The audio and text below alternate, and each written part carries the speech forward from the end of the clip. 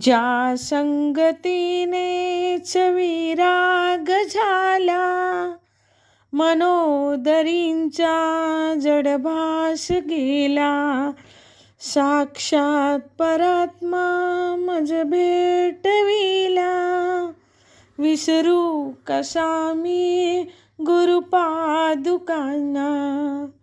सद्योग पंथे घरी आणिले, अंगेच मातें परब्रह्म केले.